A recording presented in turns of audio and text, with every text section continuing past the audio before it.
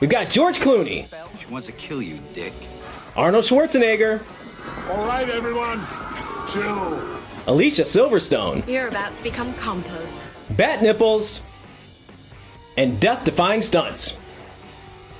It's Batman and Robin, but is it watchable?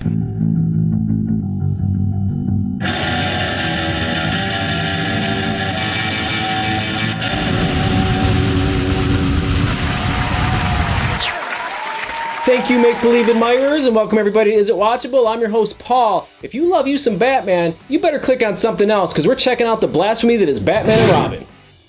If you hear anyone saying there's a cooler superhero than Batman, ask those lying liars why they lie so much. He's got the coolest suit, the coolest hideout, the coolest car, and the coolest enemies. Don't believe me? Go ask your grandmother to name a comic book supervillain. You know she's gonna say the Joker. And in the off chance she doesn't, she's gonna say the Penguin or Catwoman or someone else from Batman's Rogues Gallery. But unfortunately, Batman's not always been taken all that seriously. But even at his campiest, we still loved him because, above all else, he was still cool as all get out. And when Tim Burton teamed up with Michael Keaton and Jack Nicholson to finally give the Caped Crusader a proper movie treatment, critics and comic book fans everywhere ate it up. But what should have been a long, successful string of Batman movies came to a screeching halt with 1997's Batman and Robin. This one's personal for me because it's the first and only movie I ever walked out on. So you probably know where this review's going. The movie sets an odd tone right away with some very fetishy close-ups played for laughs. Next, we're introduced to the most ridiculous-looking Batmobile yet. Chicks dig the car. Batman and Robin are off into the night when they get a call from Commissioner Gordon. A new villain has commandeered the Gotham Museum. So where were they going before they got that call? At the museum, Mr. Freeze is wreaking havoc with lots of plastic-looking ice and bad puns. The Iceman cometh. He's there to steal a giant diamond, but not before Batman literally crashes the party and slides down a dinosaur. Come on, you know you were thinking it. Since latex S&M suits aren't meant for icy conditions, our heroes deploy their bat skates. Seriously. Then, to retrieve the diamond, they partake in a pickup game of hockey. Seriously. Freeze gets the diamond back, but before he can escape, Batman is all up in his grill and they both blast off in a rocket. Also, Robin jumps on the rocket. After Freeze jumps out in a flying suit, it's up to Robin to save Batman. Then, in one of the most infamous scenes in the movie, they use the rocket doors to sky surf down to Earth. They eventually catch up with Mr. Freeze after a chase through, I think, the sewers, but Robin gets iced by the freeze gun. Luckily, before he leaves, Mr. Freeze helpfully informs Batman that he has exactly 11 minutes to thaw Robin out. Meanwhile, in what is supposed to be a lab, Dr. Pamela Isley, a botanist, gets all hot and bothered over plants before witnessing her boss use a big can of venom to create Bane. He tries to put the moves on her, but when she's not feeling it, decides to kill her. During all this, Bruce and Dick are having some domestic issues. How are we supposed to work together if you won't trust me? Back at the lab, the murder of Dr. Isley doesn't go as planned and she rises from the earth, transformed into the supervillain Poison Ivy. Her boss finally gets the action he wanted, but because her lips are venomous now, he winds up dead. At Mr. Freeze's pad, he and his henchmen rock out to some tunes. I'm Mr. White Christmas. I'm Mr. Snow. And we finally learn what his master plan is. I will freeze the city. Then I will hold Gotham ransom. Over at Wayne Manor, Alfred's niece shows up dressed like a schoolgirl. Her name is Barbara Wilson, and she's basically the same character as Barbara Gordon from the comic books, but this movie isn't much for consistency. Barbara acts all innocent, but secretly sneaks out at night on one of Robin's motorcycles. Poison Ivy recruits Bane as her muscle, and the two go undercover to crash Bruce Wayne's donation of a telescope at the Gotham Observatory. And after she confronts him and goes on a crazy rant, he invites her to a charity ball. Like the rest of the movie, the ball looks like a melted box of Crayolas. There's a special appearance by Batman and Robin, animal costumes, and creepy old rich guys bidding on women. I'll give 10,000 for the orchid! Turns out one of the apes is really Poison Ivy, and she blows love dust all over the crowd. Everyone is under her trance, including Batman and Robin, and we get more rich guy horny bidding. $50,000 for Poison Ivy! Batman eventually wins the bidding due to his signature line of credit. Never leave the cave without it. Now it's Freeze's turn to crash the party, and we get lots of cartoon fighting. And I really mean cartoon fighting.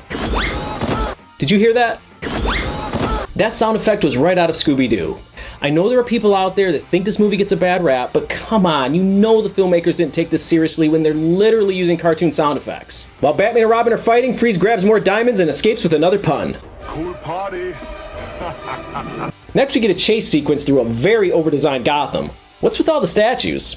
The chase even takes us down a statue's arm. What? Mr. Freeze freezes the Batmobile, but Batman ends up catching him somehow. He's brought into Arkham Asylum in an old-timey refrigerator and placed in a really spacious cell. Meanwhile, Ivy and Bane take a liking to a street gang's hideout and decide to take it for themselves. How much time does that gang spend on their makeup?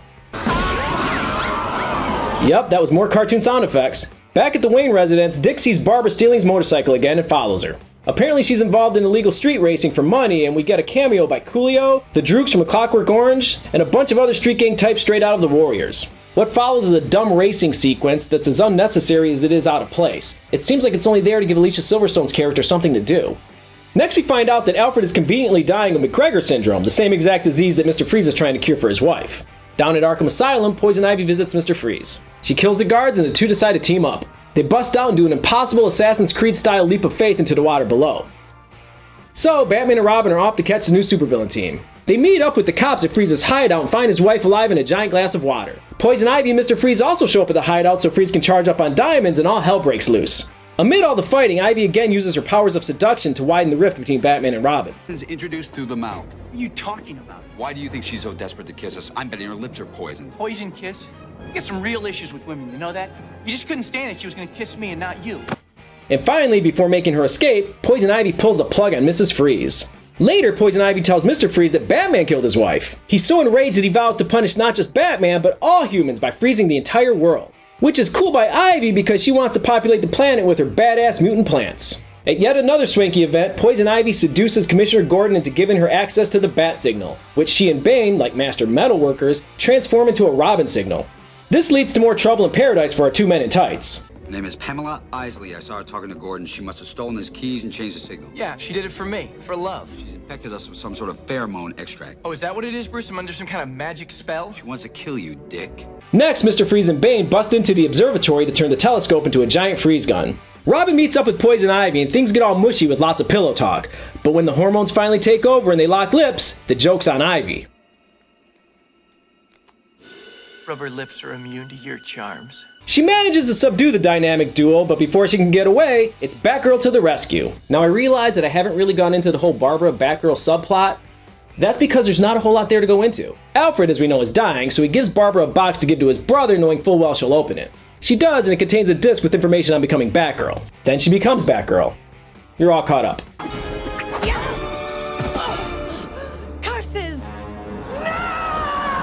So the terrific trio is off to stop Mr. Freeze in their ice vehicles.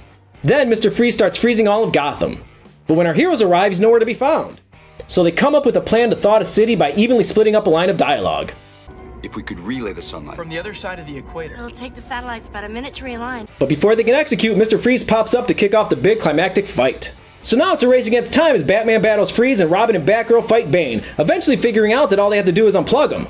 After Batman heats up Mr. Freeze, and because Batgirl is conveniently also a computer genius, they realign the satellites to reflect the sun's rays to Gotham and everybody is saved. Batman then reveals to Mr. Freeze that his wife is still alive and cuts a deal with him to save Alfred in exchange for letting him continue his research at Arkham Asylum. Take 2 of these and call me in the morning. Yeah, he just carries those around. So of course Alfred is saved, Mr. Freeze becomes Poison Ivy's cellmate because no logic, and we see the birth of a new superhero team. The problem with this partnership is that Batman can't trust either one of these guys. You can totally tell that Robin's gonna eventually let some woman Yoko Ono the team, and apparently Batgirl's whole thing is being untrustworthy. Not only does she sneak out at night with other people's stuff, Alfred counted on her to be dishonest when he gave her that disc. Batman and Robin was the death knell in DC's original Batman movie franchise that kicked off in 1989 with Tim Burton's very cool Batman and peaked with the even better Batman Returns in 1992 before finally nosediving into this neon-colored floater. And this movie's reputation isn't just a result of snobby critics comparing it to Citizen Kane or fanboys and girls complaining that it doesn't stick close enough to the comic books. Even those involved in the film know it was a huge mistake. Batman and Robin, which was a... Yes. Oh, thank you. This is a disaster. But other than that, there's no reason for me to have ever done anything to go to Comic-Con. But didn't you apologize to the crowd at Comic-Con for Batman and Robin? I always apologize for Batman. Let me just say that I actually thought I destroyed the franchise until they brought it back. You know, somebody else brought it back years later and changed it. But, you know, I thought at the time this was going to be a very good career move. It wasn't.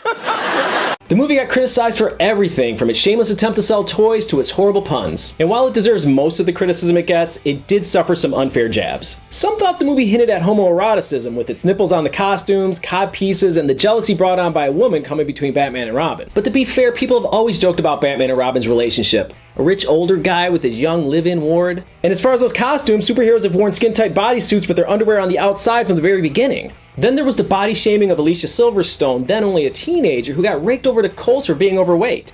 Seriously, this is what overweight in the 90s looked like. So Batman and Robin, is it watchable? With apologies to Batman, not really. This movie's just plain bad. It's a mess. If you don't like superheroes, this won't help any. And if you do like superheroes, especially Batman, you'll just find it insulting. Where Tim Burton took the Batman source material seriously and served up cinema's first truly dark knight, Joel Shumacher regresses dangerously close to the 1960s television show. From the cartoon explosions of colors to the cringy one-liners to the Looney Tunes sound effects. It's really just missing the onomatopoeias of the Adam West version. And if I'm making it sound fun, it's really not, which is the biggest problem. Despite the impressive if overdone set designs and the numerous action sequences, the movie comes off as flat, never creating any real excitement or suspense. It's all just kind of dressed up with nowhere to go, and as a result, it's painful to sit through, even as far as bad movies go. Well, that's it for this episode. Be sure to join me next time when I rock out to Alice Cooper in the horror movie Monster Dog, and be sure to subscribe.